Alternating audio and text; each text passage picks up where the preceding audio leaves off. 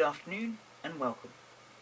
Today I thought I would do a play review, and the play that I thought we would talk about today is a play that I actually haven't ever seen on stage live. I've seen videos on YouTube of it being performed, and I've seen the movie that was made by Channel 4. And the movie and play that we'll be talking about is a play called East is East. Now, if you don't know what East is East is all about, I'll give you a bit of a talk about it now. It's all about this family that live in the Salford region of Manchester, and it's in the 70s, and it's the family of a Pakistani father and an English mother, and their children, who are of course half Pakistani and half English, but trying to have a Pakistani styled family home life and an English external life to the world. Throughout the play you see these two things coming into conflict quite a lot, particularly the relationship between the very strict father, who's a very strict Pakistani individual, and his less Pakistani, more English offspring, who have of course taken a lot more of what their mother's culture has to share than their father's. Of course, this play has to hint about the racism of the time during the 1970s in Britain, and it is shown mostly between the neighbours and the almost the snobbishness of one family that are purely Pakistani, and they believe that the father, George, has dishonoured his Pakistani heritage by marrying an English woman. George's wife, Ella, who is the mother of the family, has a best friend who is also white, who are very good friends and whose children have grown up with Ella's and George's family. Throughout the story you see how the children have struggled to keep both sides of their lives separate. So their life at home with their father, where it has to be mostly Pakistani orientated, so the way they act, the way they dress, the way they're behaved, it's very much the way that life would be if they were living in Pakistan at the time. Their external lives, even though they have to dress and talk when they're with their parents in a particularly Pakistani way, when they're out by themselves and with their friends, they are wholeheartedly British, and they act like any other British teenager, young adult would during the 1970s. You also have to remember that there are other things, that one of the things we're going to talk about is the very stereotypical idea that what a Pakistani individual would have done when coming over to Britain would have been to open up either a grocery store or a fish and chip shop or start up a taxi company. George does one of these stereotypical things, and he opens up a fish and chip shop. Of course, his wife and his children all work there, and they make a very successful business. But it's a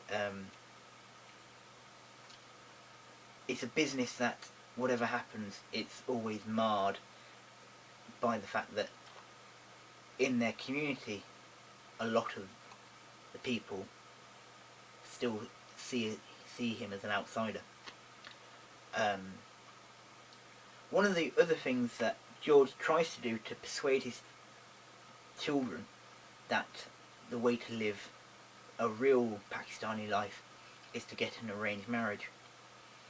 And in one of the scenes where the parents of the arranged marriage come and visit with the possible brides, meet, and this is where I was talking about the snobbish nature of a Pakistani family, believing that George has dishonoured his Pakistani heritage by marrying Ella.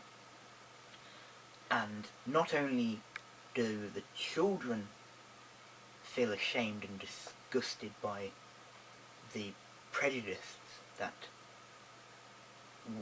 what they are classed as pure Pakistani individuals feel towards Ella as a British lady and these almost half-breeds as they would be seen.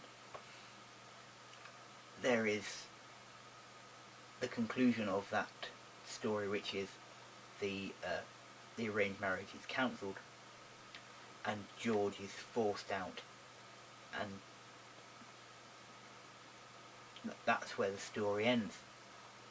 Now, I think I need to tell you that in the movie it is slightly different. It says that there is an eldest son who has been run out of the family because he dishonoured the family, because he didn't go through an arranged marriage earlier on. This in the play does not happen. It is also never mentioned. All you ever hear about is, I'll tell you the cast list here. You have George, Ella, Abdul, Tarek, Mania, Salim, Mia, Sanjit, Ella's best friend Annie, and the father of the potential brides for the eldest sons, Mr. Shah. Now, of course, in the film, a lot of these characters are explained a lot more in-depth ways, but fundamentally you do have a story that was of a time, completely modern. In the 70s, this play would have been what would have happened in at least most streets. Not per se like this, but you would have had racism, you would have had hatred, you would have had people's children going out with one another that maybe have been Pakistani origins and white people, British people. And there would have been a lot of hatred, there would have been a lot of acceptance as well. And this is the good thing about this story, is it shows both sides of it. It shows how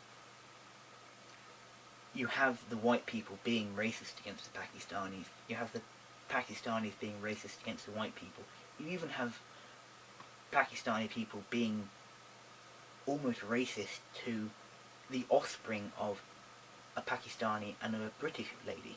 It just shows the wonderful and diverse nature what a human race can be like, because the differences scare them, it frightens them, they don't understand it and they believe it is wrong.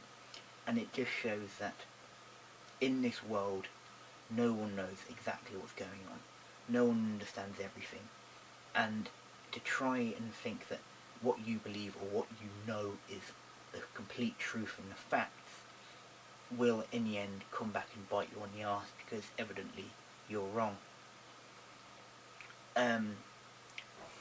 Anything else? Yes, other themes that are shown in this play are of course the idea of circumcision.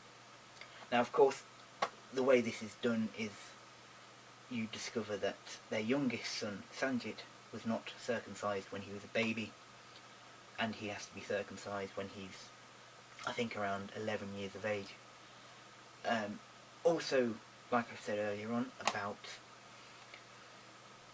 the younger, or the teenagers and early adults, children, as they're getting more mature, they start being interested about their sexualities and finding people of the opposite sex attractive, and trying to find, either go along the lines of what their father's done, which was marry a British partner, or go the whole hog and find a Pakistani partner that they could marry.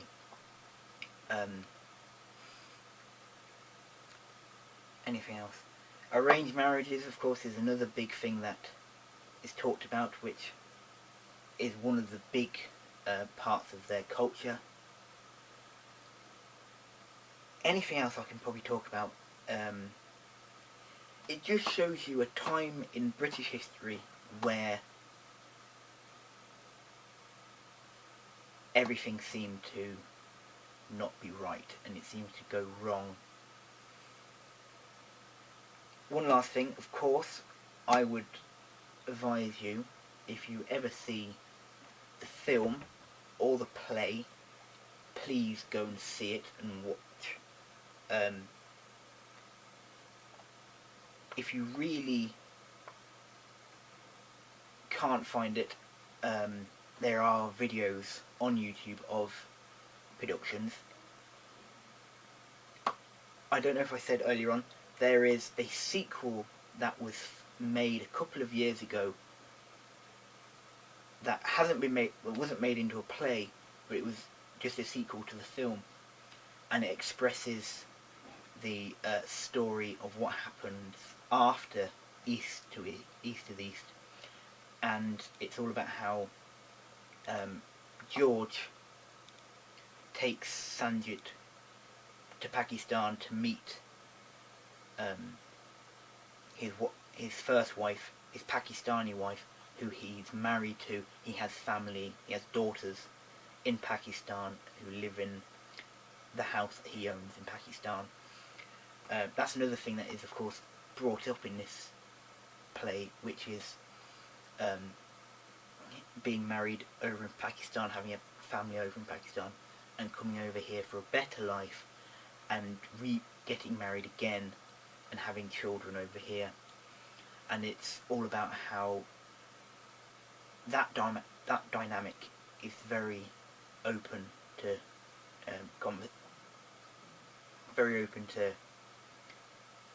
looking into, because